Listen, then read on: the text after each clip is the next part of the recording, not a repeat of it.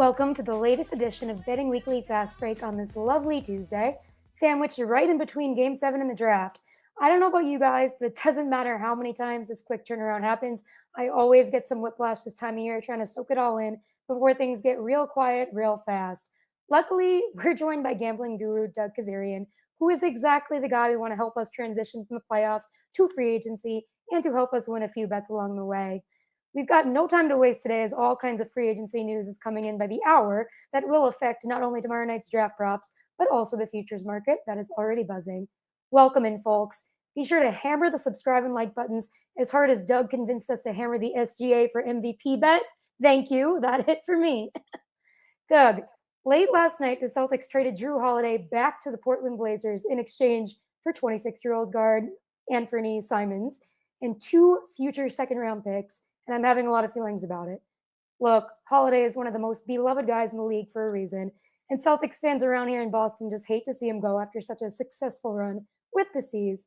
But the cap aftermath from the construction of the 2024 roster is finally here, and especially given Jason Tatum's injury, the writing was on the wall with Holiday's future and potentially Porzingis's, but I'm sure we'll get into that if and when it happens. So Simons is actually a guy that could help the Celtics out right now. He's a career 38.1% three-point shooter, and over half of his shot attempts last season came from the three-point range. They have a brand to uphold after all, even if they're in limbo with Tatum likely out for the season. So first of all, do you think Simons ends up on the Celtics roster at the beginning of the season? And if so, what kind of impact does this trade have overall for both teams?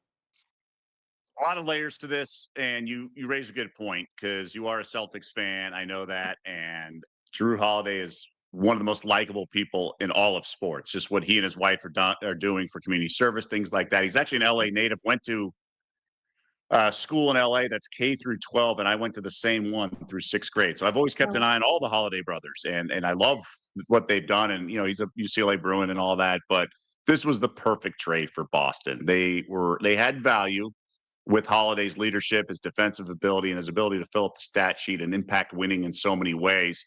And the Blazers think they can get a guy who can make them maybe the best defensive starting five in the NBA with Chauncey Billups at the helm. This is a team pushing to make that big step, and they showed a lot of nice things, the flashes throughout the season at times, and so they want to make an impact, and they weren't going to re-sign Simon, so they were going to lose him anyway. So an expiring contract is valuable in the NBA, certainly valuable to Boston, who's trying to get below the second apron. So they went from 22 above it in terms of million to 18. They're probably going to have another deal.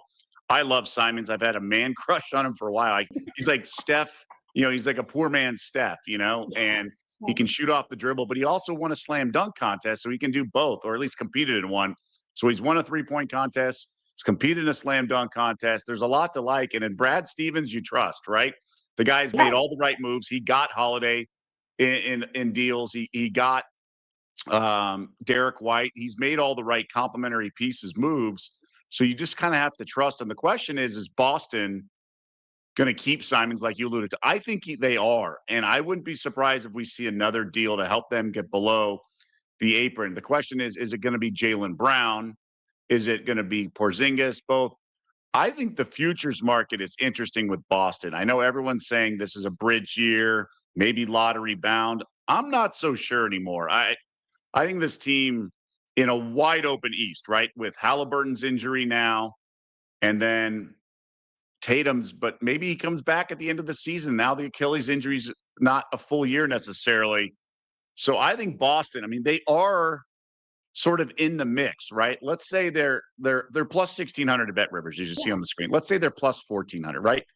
That means they're the fifth favorite with a bunch of other teams. They're right there, sort of in that tier of teams below that second tier. So there's the Thunder, then there's those three teams, the Cavs, Rockets, Knicks, all in sort of their own tier. And then that next tier, they're the same as what the Nuggets. Now that's because the East is so wide open.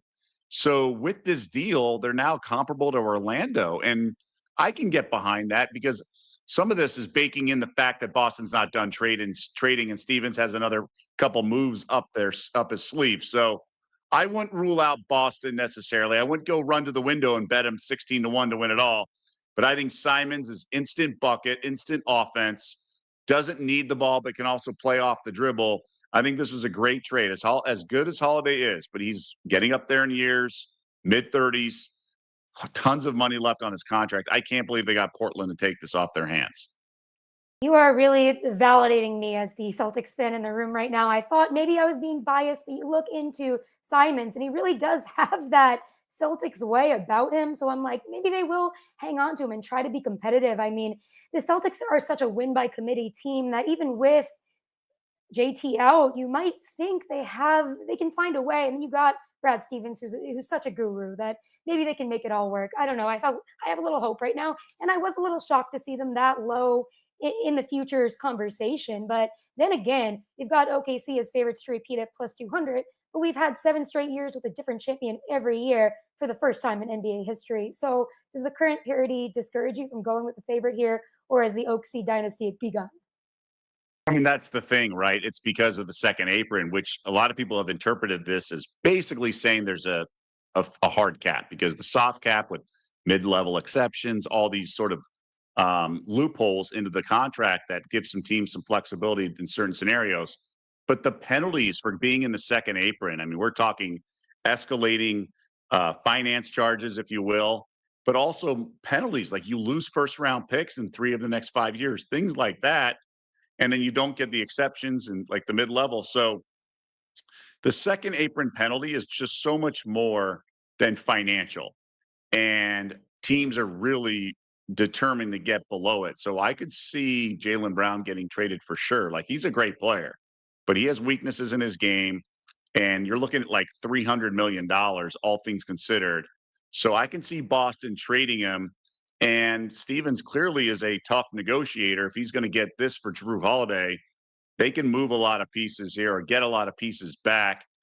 And he's still a guy who's been shrewd, was awesome with Pritchard and finding good value everywhere. So I would not count out this Boston team. They're not just going to go tank mode and trust the process. I think there's a lot more to be said with this Boston team. So maybe ultimately the plus 1600 becomes value.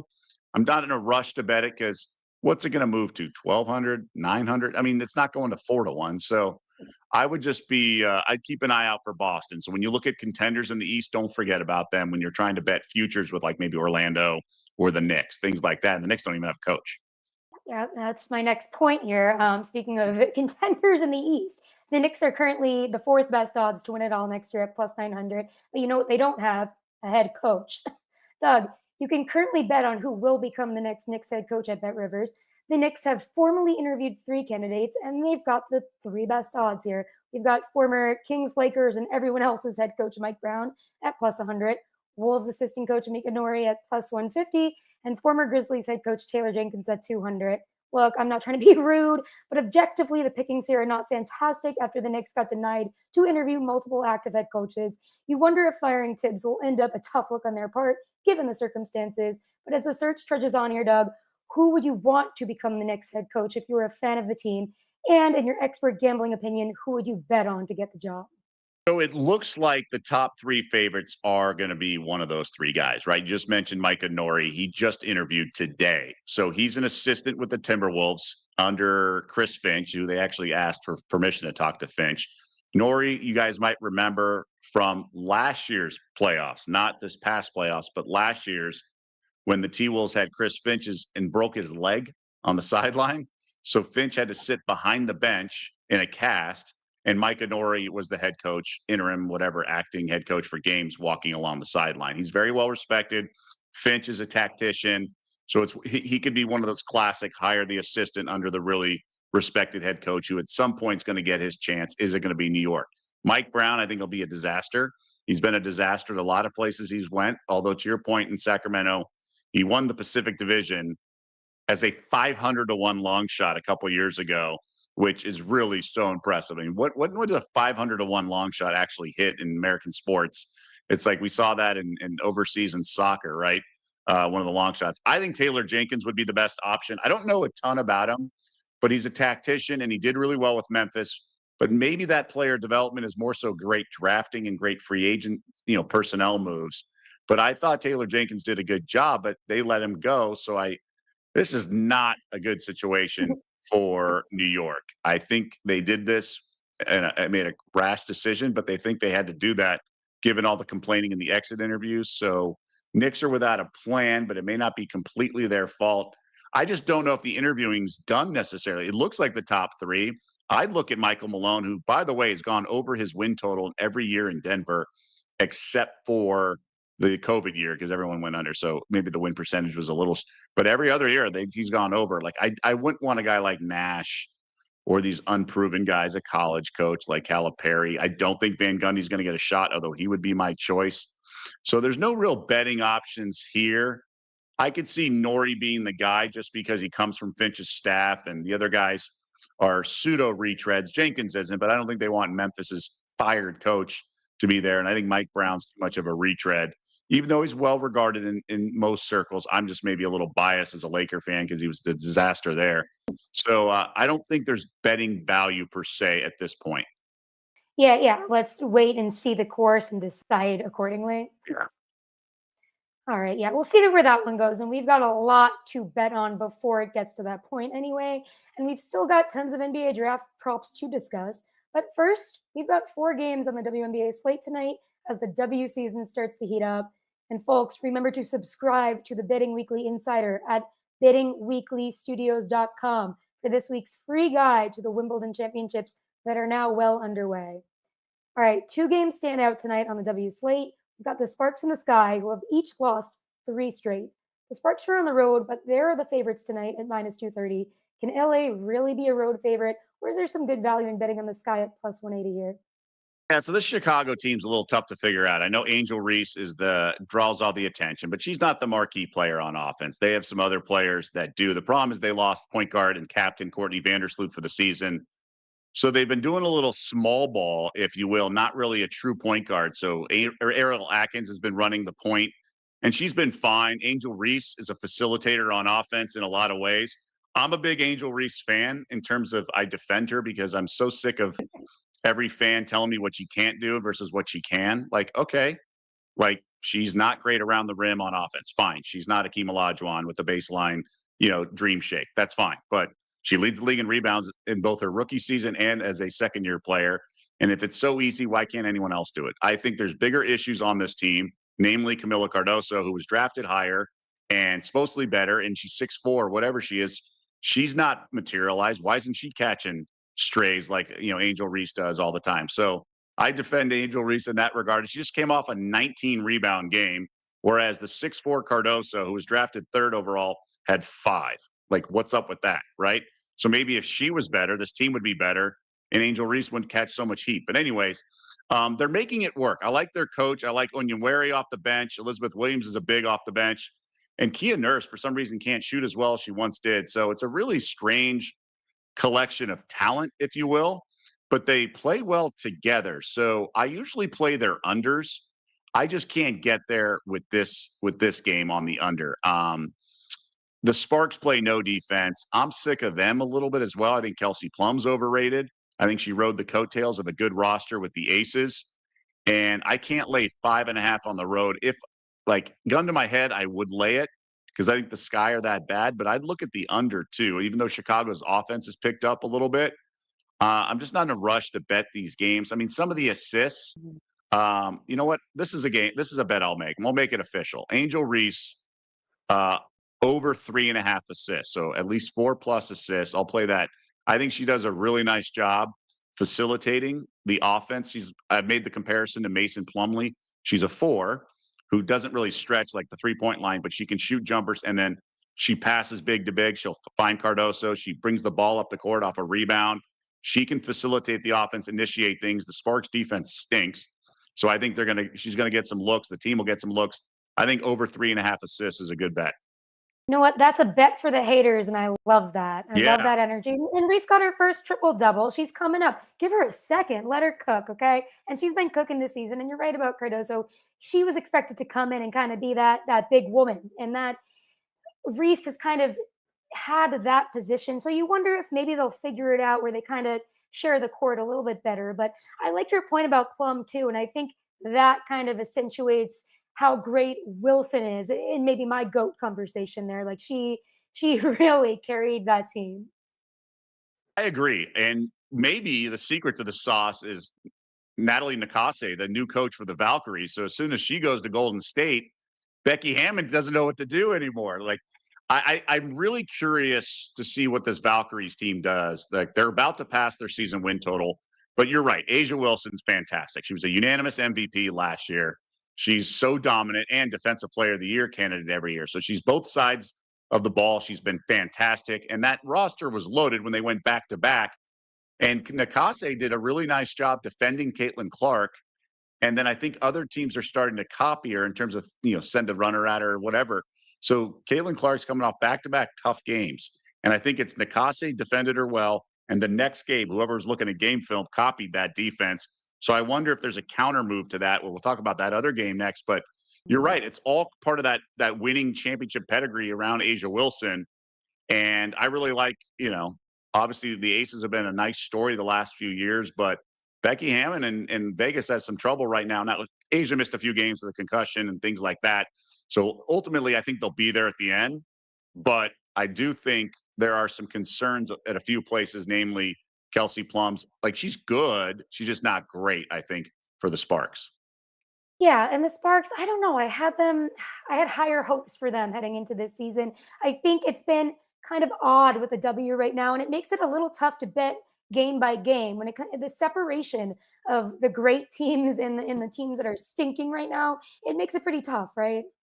Well, I think the W more than any other sport is sort of have the best way to bet it is to incorporate the old school situational handicapping, which is, bad teams off big wins that are still celebrating, like fade them the next game, and good teams off losses have been a really good spot. But it just really depends. All this stuff is so heavily nuanced. All these apps for these betting platforms, and really old days in the actual sports book, you'd get all these printouts of stats and trends because they don't really help that much, right? So the books are giving you all these trends and data because there's just so many moving parts. It's like a chemistry experiment where you put in like 9 things and you're supposed to pinpoint which one matters the most. Like, you don't know. And it's really, you just need more data, but it's really hard because we don't have a placebo effect on every game. So you just have to kind of have a knack for figuring things out. I think Angel Reese's offense is really, a plus. And maybe it's not her scoring, but first of all, she's 23. She's going to get better. And she's still a good player. She's an all-star, right? I'm not saying she's in the GOAT conversation. I'm not saying she should have got a vote for Rookie of the Year last year, but she can facilitate offense. She's gone over this in 3 of the last 4 games, the 3.5 assist mark. And the offense is starting to play better. And that's the one thing I like is with Rebecca Allen coming back. And then I like how they didn't start Haley Van Lith because I think she's not good. So I think they went Bantam, and they're going to run some offense through Angel Reese. And I think that's important, and especially against a bad defense like the Sparks.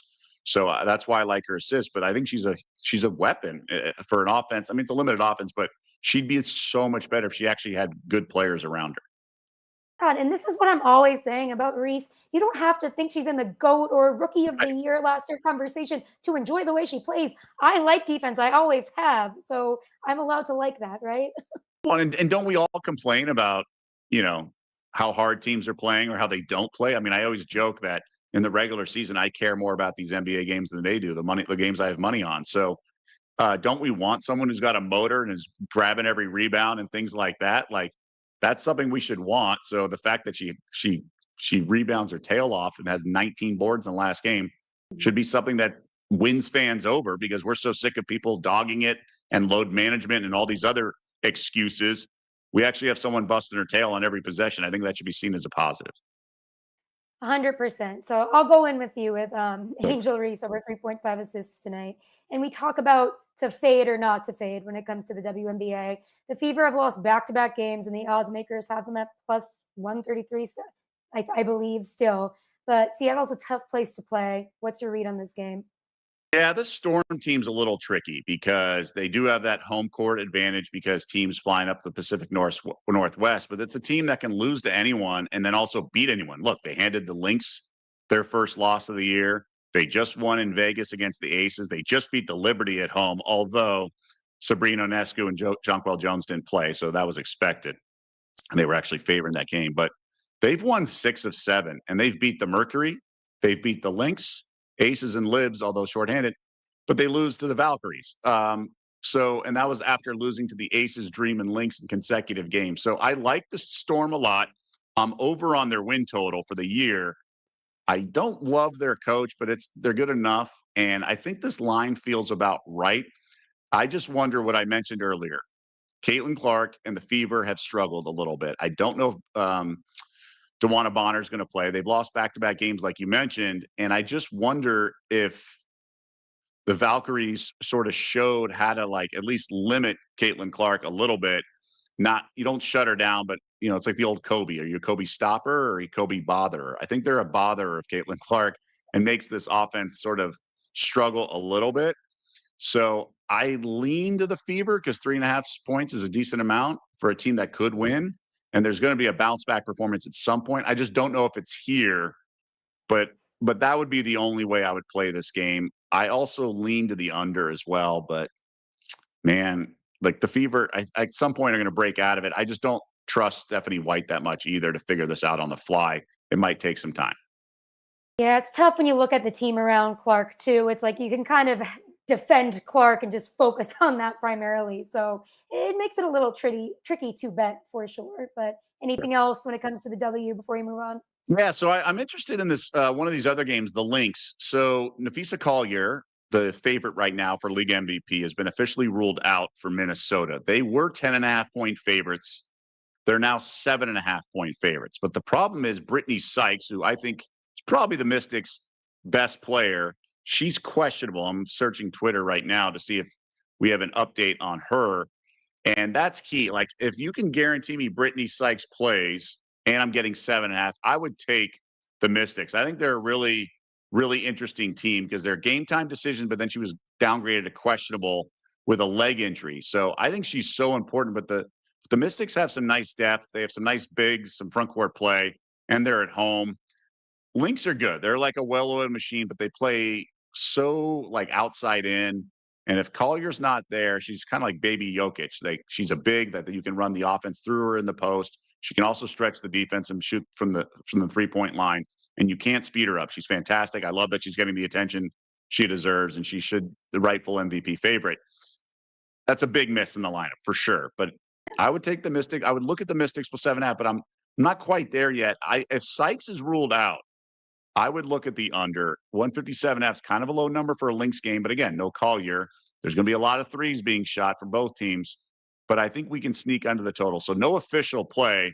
I'm keeping an eye on the Sykes injury, but that's definitely something in the back of my mind for sure. Now, the other game we haven't talked about is the Dream at the Wings. The Paige Beckers in Dallas have been off to a decent start statistically, but this team's been bad, and the Dream have been one of the better surprises. But it's 9 points, and I'm just not in a rush.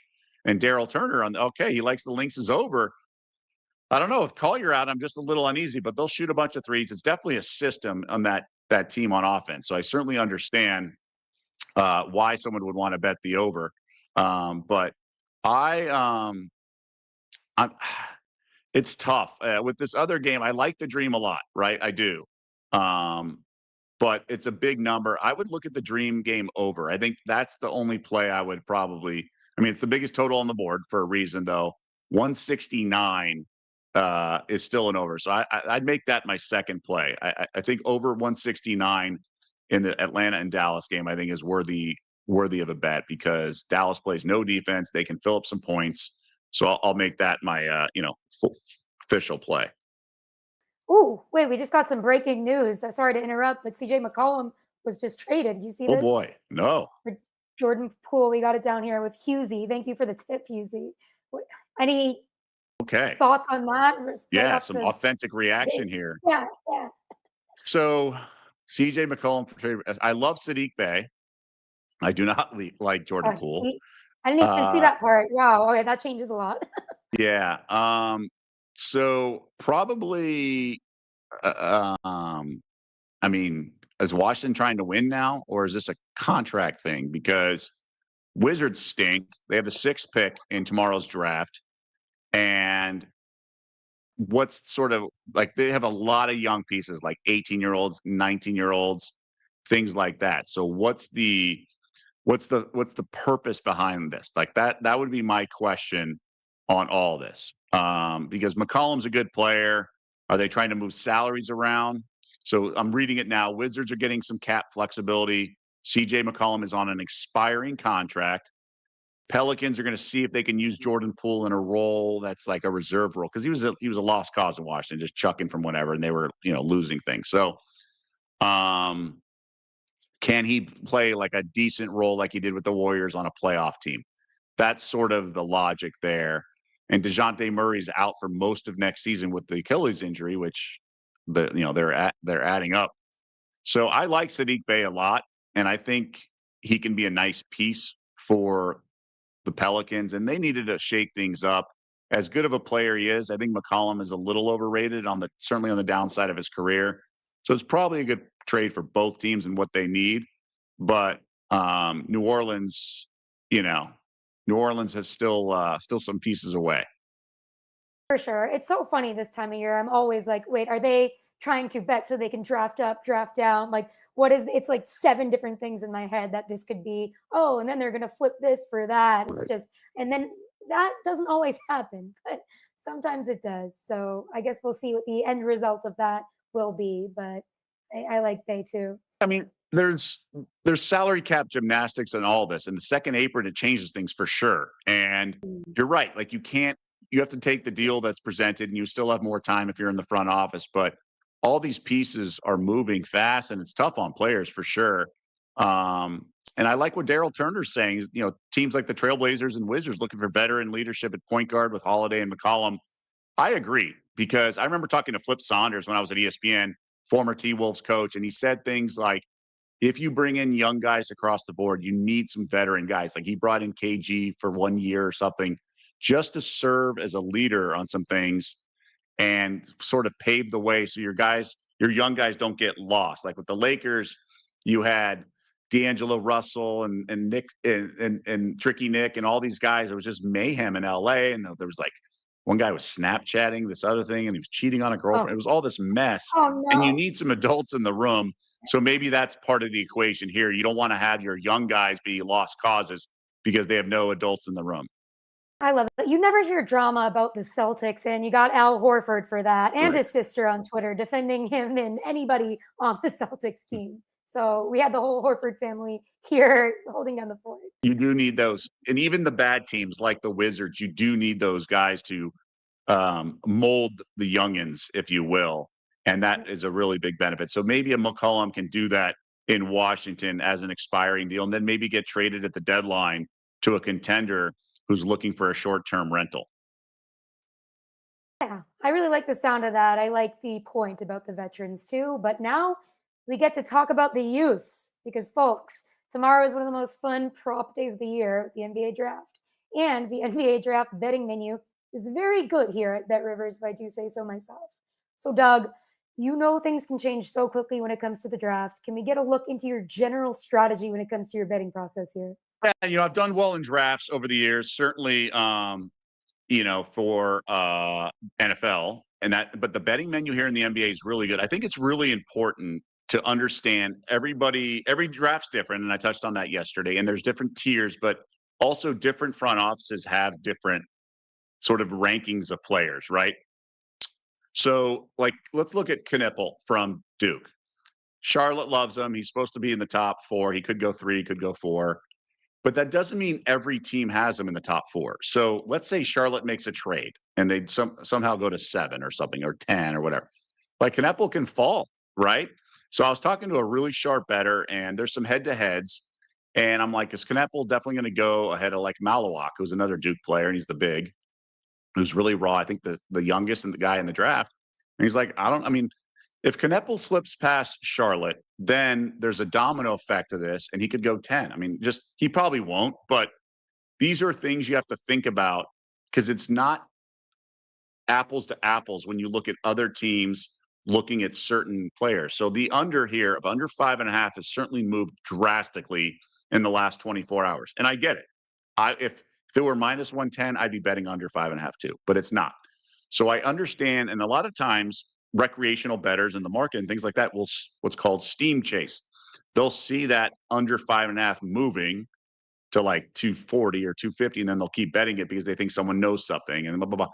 but this stuff can get away from you. And as soon as you sort of mishandle steam chasing, you're all of a sudden just laying big juice and digging yourself out of a hole because there's a curveball that's going to come. Now, whether that's the 3 pick, the 4 pick, we're already seeing it with Ace Bailey disrupting and pulling an Eli Manning and things like that. So we don't know what Bailey's shakeup. Maybe the team picking third's like, screw it, we're going to draft him, or Danny Ainge, or something does that with their Utah pick.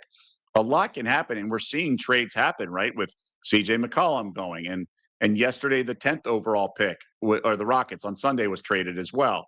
So there's a lot of stuff on the move, and certainly between now and the draft, we're probably going to have another trade. So it's just you just got to be really careful. So what I like to do is find value and upside in a lot of these.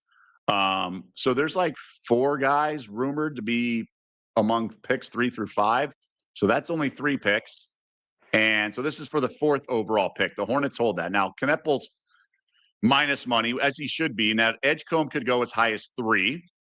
He can go low to like 6. Fears is as high as like 4 or 5. Probably not 4, but 5 or 6. So I think Fears falls. So his over-under, I believe, is 6.5. But that's only if the team drafting 5 takes Trey Johnson. So, and then Noah Asenge is all of a sudden getting a lot of buzz. I originally liked him over 9.5 with his draft prop, but there it is at 9.5. So overfield, but now they love him. They being just the buzz right now. And with Asenge, like he was playing in Europe and his team was going deep in the postseason. So he hasn't been able to come over for a workout. So it's a lot of projection, as is the case with anyone. And so we had Chris Massaro on the show yesterday, and he likes Derek Queen a lot. I do not. I think he's not going to translate. I think he's too slow, things like that.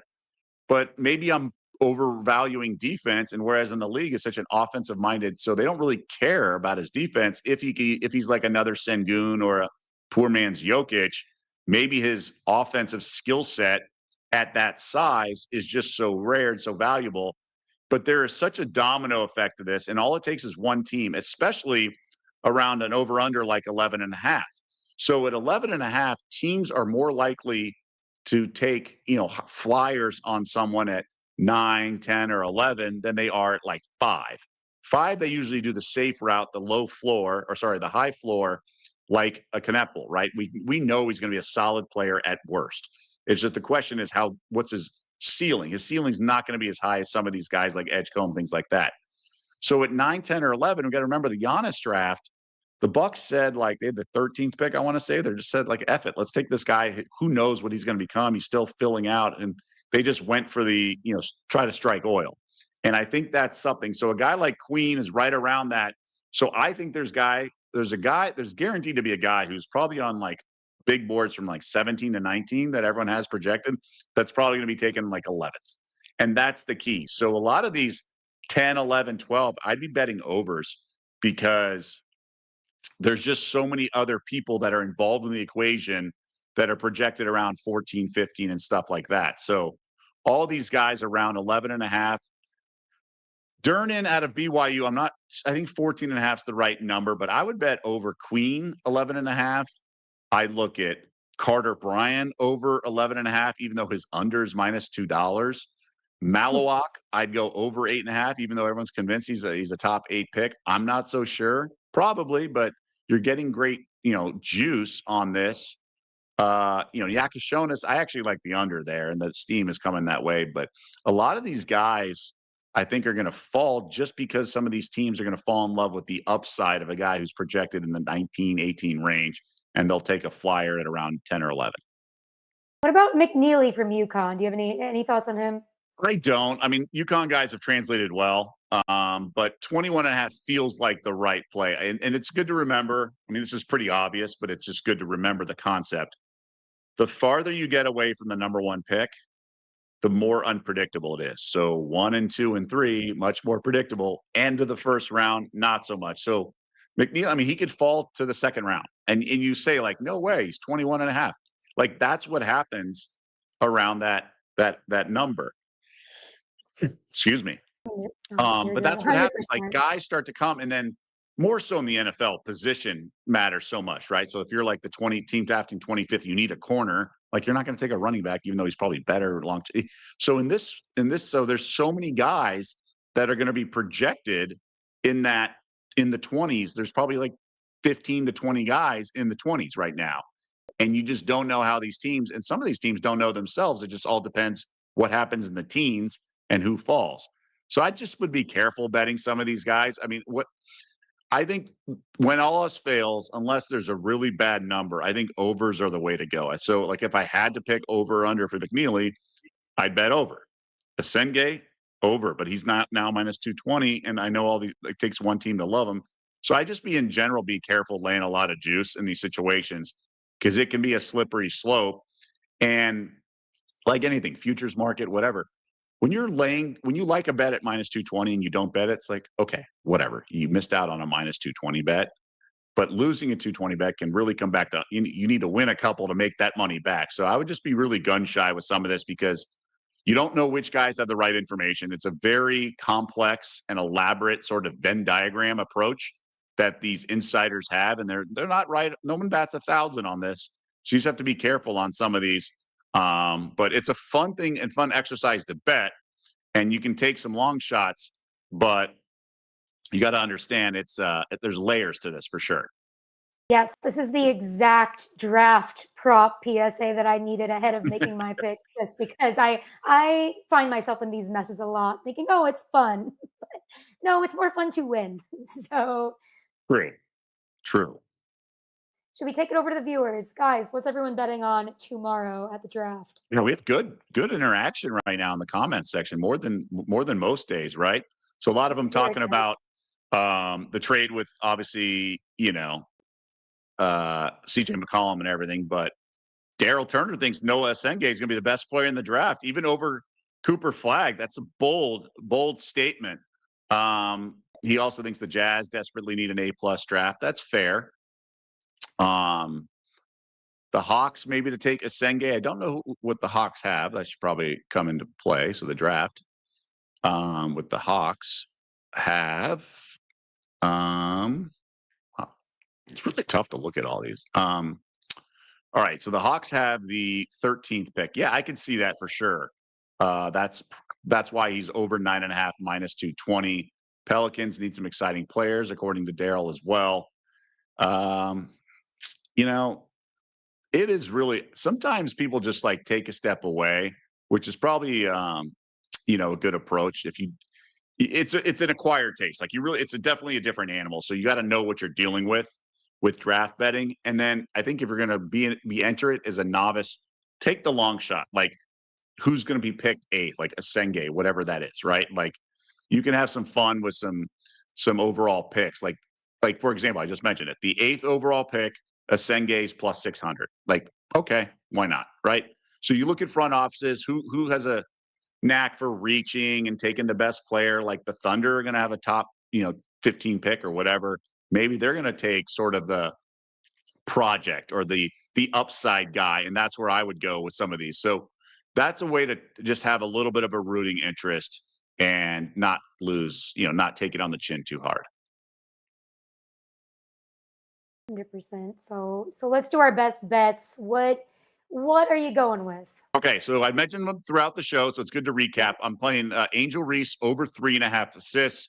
It's minus 112. There's two ways to bet it. You can go over 3.5 assists, or you can do her prop of 4+ assists. Same thing. Sometimes there's always a cent difference or something. So just take a look at Bet Rivers, which one that is. And then Dream and Wings, Atlanta versus visiting Dallas, over 169. I believe the Dream have gone over in every road game this year. So they have a coach that came over from Florida Gulf Coast in the women's basketball, very analytically driven, shoot a lot of threes, which is weird because they have Griner and Brianna Jones, pseudo twin towers, but they make it work.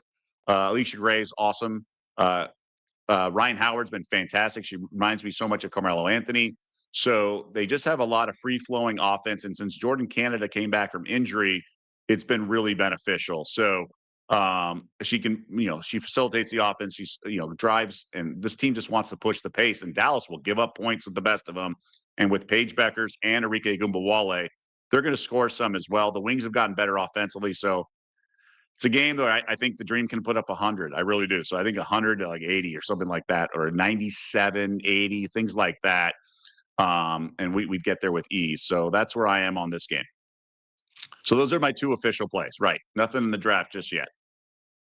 Love it. Yeah, we still got one more day and a whole other episode tomorrow to lock those in finally. But it's a great night to appreciate the W and kind of look at some of those and make some plays there, right? Yeah, I mean, we have a doubleheader on NBA TV. So even if you don't have Yeah. the package, we have nationally televised games.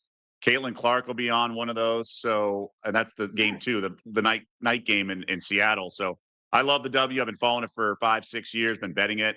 A lot of good opportunities, I think. Now that it's getting more and more popular, there's more prop bets. So I think there's opportunity here for sure. And I like watching basketball, and there's no other basketball on TV right now. Exactly. So great opportunity to check out the W, Caitlin Clark and Angel Reese tonight. Why not? And folks, thank you so much for joining us today for another edition of Fast Break with Bet Rivers. We'll be back with another episode tomorrow ahead of the draft. Like and subscribe if you enjoyed. And remember, Friday at 5 a.m., very early Eastern, we've got a special live show with Nigel, Rory, and Tim breaking down the bracket draw for Wimbledon. As always, live shows are available on demand on YouTube. Thanks, get ready for the draft, and we'll see you later.